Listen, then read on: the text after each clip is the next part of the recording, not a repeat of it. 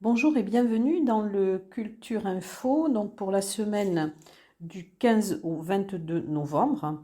Alors je vais commencer par deux coups de cœur. Alors un est toujours présent et le deuxième est passé, puisque hier soir j'ai eu la chance d'écouter le concert de Paul Persson, dont une interview a été mise dans Culture Passion.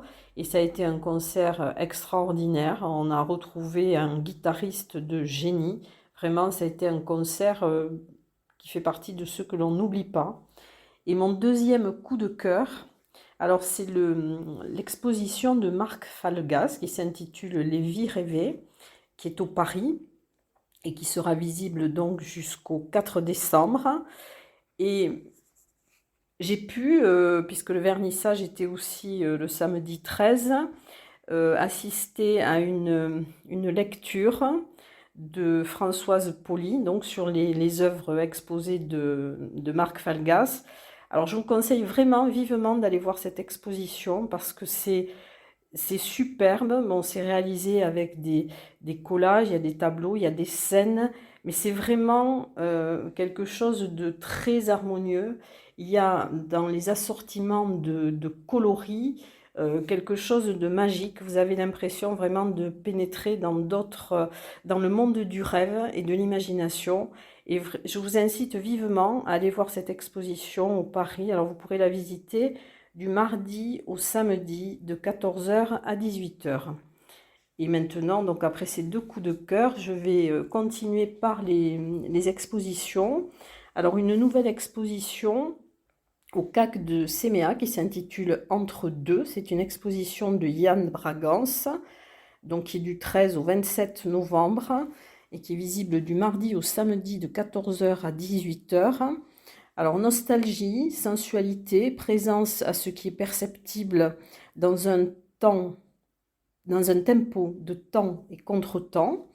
C'est une palette de sentiments et de rythmes qui ont guidé le pinceau de Yann Bragance, donc du 13 au 27 novembre au CAC de Séméac. Au laboratoire Omnibus, alors il va y avoir à partir du 19 novembre jusqu'au 18 décembre une exposition qui s'intitule Au pied de la lettre. C'est une exposition collective et d'événements artistiques aussi autour de la thématique des mots et de leur représentation. C'est in situ et hors les murs et c'est en collaboration avec le Celtic Pub. Alors le vernissage aura lieu le vendredi 19 novembre à 19h. Et il y aura une performance musicale, coïncidence. Alors c'est une performance poésie, piano et dessin, texte et interprétation Julien Daramont, au piano Adrien Moroni et au dessin Serena Panelli. Nouvelle exposition aussi au musée Massé, alors du 16 novembre au 6 mars 2022, qui s'intitule Un certain regard, portrait contemporain. Alors, c'est une expo qui a été réalisée à partir des collections d'art moderne et contemporain du musée des abattoirs, FRAC, Occitanie. Cette exposition permet d'aborder le thème du portrait. Alors, il y a des artistes de la scène internationale, Antonio Sora, Andy Warhol, Yan Pei-Ming Yan, et des artistes nationaux aussi, Richard Fauquet, Michel Journiac, pardon. Présence Panchounette, il y a aussi des photographies de Man Ray. Alors ça c'est aussi une nouvelle exposition. Une exposition, alors pas de peinture, mais c'est à l'église Saint-Jean du 17 novembre au 16 décembre. C'est Sauvant la planète, l'humanité en danger. Alors ce sont des photographies de Yann Arthus Bertrand qui illustrent la lettre du pape François, sur l'écologie intégrale, Laudato Si, du lundi au samedi, de 8h à 19h. Ensuite, bon, il y a aussi au Parvis, dans l'exposition au Centre d'art contemporain, la Profonde Alliance, jusqu'au 15 janvier. Alors, c'est une dizaine d'artistes engagés en faveur d'un retour à la nature et du sauvage, au cœur même de notre quotidien. agir, accueillir et cultiver de nouvelles formes et possibilités de vie et de spiritualité, étroitement liées aux forces du vivant. Donc c'est au Parvis et c'est jusqu'au 15 janvier. Ensuite, alors une exposition aussi jusqu'au 30, du 15 novembre au 30 novembre, une exposition de peinture de l'abstrait au réalisme. C'est au service culturel Galerie Paul Bert à Lannemezan. Vous serez plongé dans un univers poétique et pictural. Alors il y a donc Benjamin Reurig, dont la spécialité est la peinture abstraite, Karine Nogues, donc qui œuvre plutôt sur le contemporain et le figuratif, et Joanne Flores au dessin. Et cette exposition est visible du lundi au samedi, de 10h à 18h et de 14h à 16h30. Ensuite, vous avez toujours à l'Office du tourisme, donc jusqu'au 26 novembre, l'exposition de Jean-Paul Demoisy, donc qui est visible du lundi au vendredi de 9h30 à 12h30 et de 14h à 18h. Alors cette exposition est organisée par la Peña Andalouse pour la 33e édition du Festival Ibéro-Andalou de Tarbes et de Bigorre, donc c'est à l'Office de tourisme. Vous avez aussi une exposition donc à l'Artelier, donc qui est visible jusqu'au 30 novembre. C'est une exposition de pétales et d'encre. Alors, ce sont deux artistes, Papillon Blanc et Agnès Prieur, donc qui exposent à l'Artelier jusqu'au 30 novembre. Il y a aussi donc à l'agence TLP Mobilité jusqu'au 3 décembre l'exposition des voyages de Maryse Hitt. Alors elle nous fait partager la magie des paysages et des gens qu'elle a rencontrés au cours de ses voyages et c'est visible de 9h à 13h et de 14h à 17h30. Il y a ensuite alors au Carmel l'exposition de peinture d'Anne Pourny jusqu'au 18 décembre. Alors c'est de la peinture abstraite. Des compositions audacieuses traversées par un élan, une énergie revigorante. Et souvent, son œuvre sort du chaos, du tumulte, avec la volonté de le dominer et de parvenir à la maîtrise d'une harmonie. Alors, elle est visible du mardi au samedi, de 10h à 12h et de 14h à 18h. Dans le centre-ville de Tarbes également, une exposition jusqu'au 29 novembre qui s'intitule L'essentiel en vitrine chez les commerçants du centre-ville. Ce sont des peintures, dessins, linogravures. Les élèves de l'atelier de créativité, petits et grands, donnent à voir leur essentiel et donc les œuvres sont dans les vitrines. Alors toujours à l'abbaye de l'Escaladieu dans l'exposition Bêtes curieuses. Sur la promenade du Bastan à Luce-Saint-Sauveur jusqu'au 31 décembre dans l'exposition Équilibre qui est inspirée de l'artiste Manu Topic. Jusqu'au 26 novembre à la médiathèque de Lourdes, l'exposition Sculpture et graphisme Chaos Zodiacos, donc avec les œuvres de Loïc Plotot et Dilo. Donc c'est à la médiathèque de Lourdes jusqu'au 26 novembre. Ensuite, à la médiathèque de Vic-Bigorre jusqu'au 24 novembre, dans l'exposition de peinture de Ginou, qui est visible le mercredi de 9h à 12h, de 14h à 18h, le vendredi de 14h à 18h et le samedi de 9h à 12h30. À Bagnères, une exposition de photos jusqu'au 24 décembre à la médiathèque Simone Veil. Cette médiathèque met en avant les couleurs de l'Italie et présente l'escale italienne. Alors c'est en partenariat avec le Photo Ciné Club Bagnères. Alors pour les expositions, je pense que j'ai terminé. Donc et je vous reparle donc de l'exposition de Marc Falgas, Vie rêvée, qui est vraiment très très belle.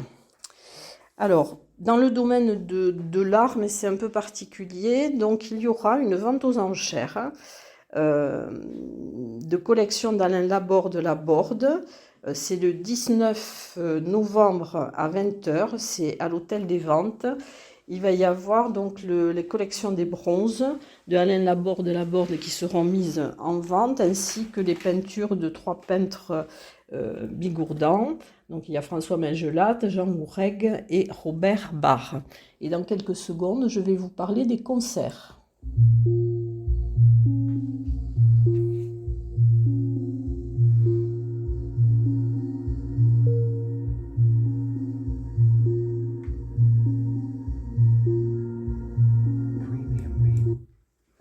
Alors, les concerts, il va y avoir donc plusieurs concerts.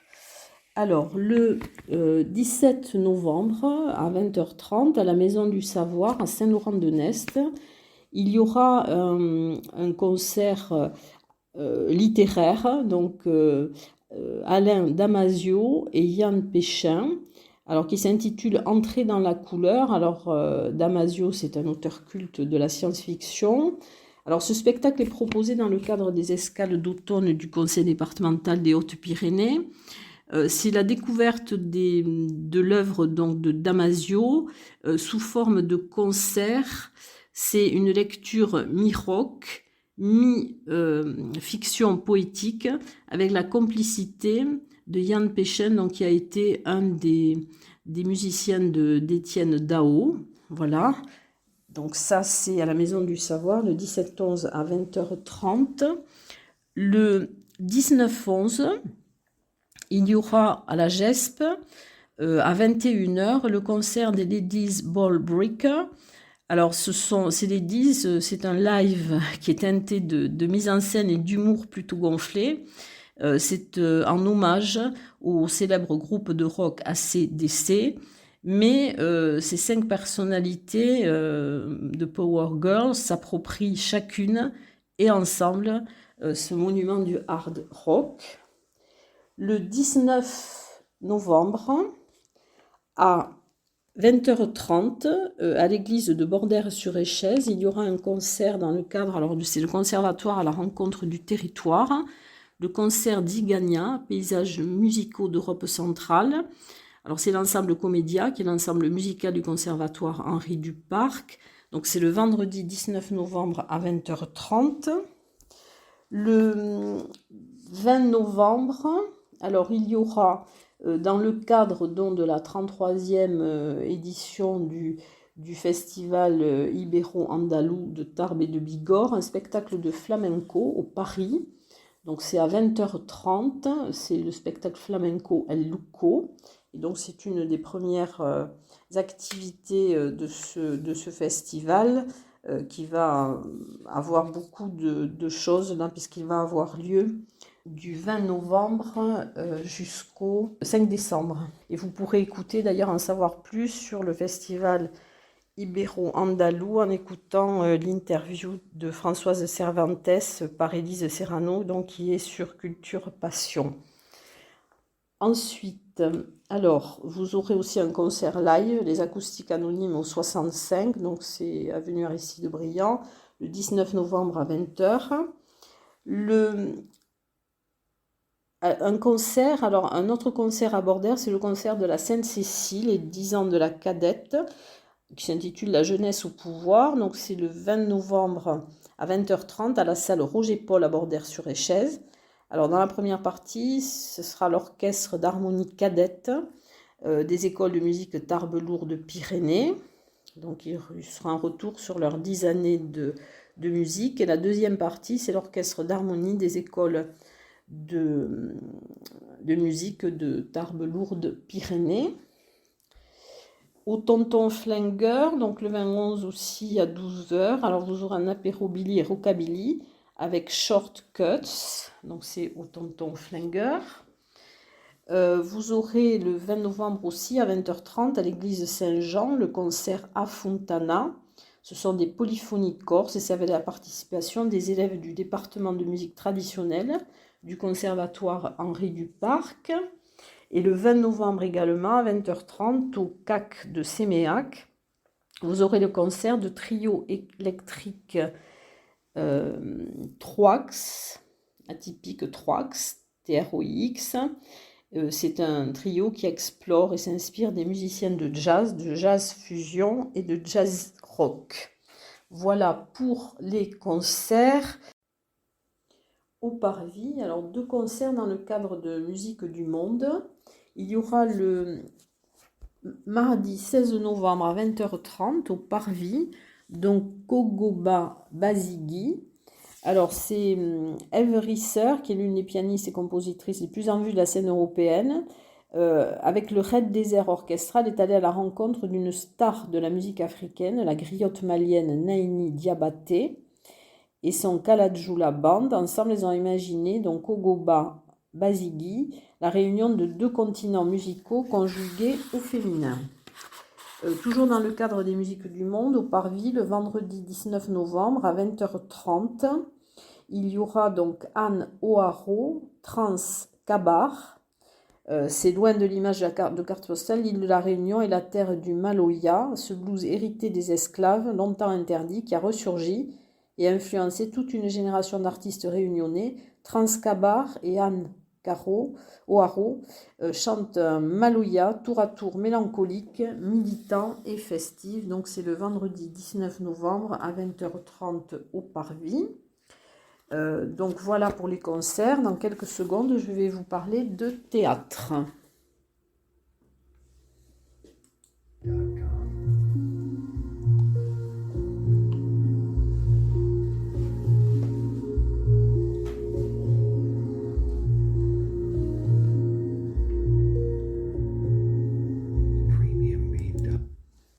Alors pour le théâtre, donc il va y avoir aussi deux spectacles au Parvis. Alors c'est la troisième vague, donc dans le cadre de Mémoire et Résistance. Donc c'est par la compagnie Le Cri des Veaux. Donc c'est le jeudi 18 novembre à 20h30 et ça sera au Paris. Mais c'est organisé par le Parvis, mais ça aura lieu au Paris. Alors la compagnie Le Cri des Veaux intègre des lycéens de Vic en Bigorre dans le spectacle. La troisième vague offre au public un projet théâtral participatif autour de l'installation de régimes totalitaires. Ensuite, en théâtre, il y aura également au Théâtre des Nouveautés, le 18 novembre à 20h30, One Woman Show, pour que tu m'aimes encore.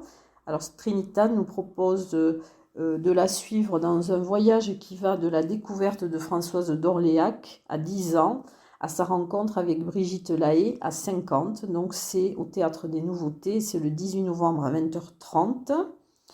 Le 20 novembre à 20h30, à l'espace Robert Hossein à Lourdes, un spectacle d'Anne Roumanoff, Tout va bien, au menu, les réseaux sociaux, Macron, le politiquement correct. Voilà donc pour le théâtre. Je vais maintenant, dans quelques secondes, vous parler du cinéma.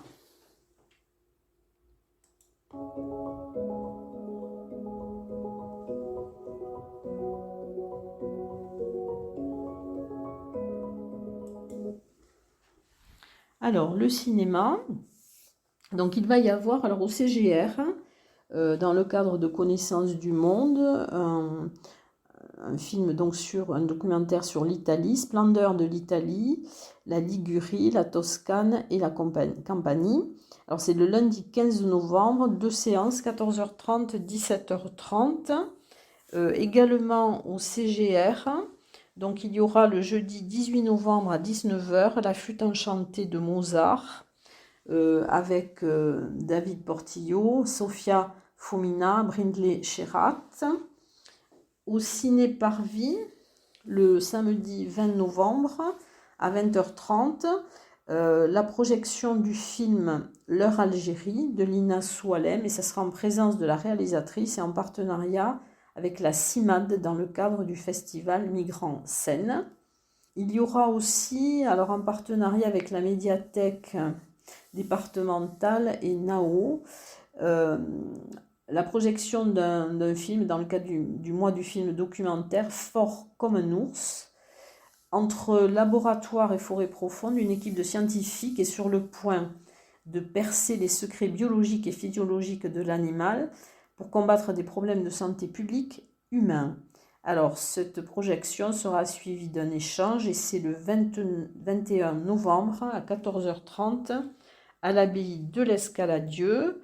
Et je vais vous parler donc en dernière partie d'une conférence, une conférence qui est organisée par l'UTL. C'est la deuxième partie de la conférence où en est le problème israélo-palestinien. Donc c'est Josette Durieux qui viendra donc nous présenter cette deuxième partie. C'est le 18 novembre à 18h à l'amphithéâtre des Staps. Voilà, donc je vous ai annoncé tout ce qui allait se passer ma sélection en tout cas dans le département des Hautes-Pyrénées, donc pour la semaine du 15 au 21 novembre. Et je vous dis à très bientôt.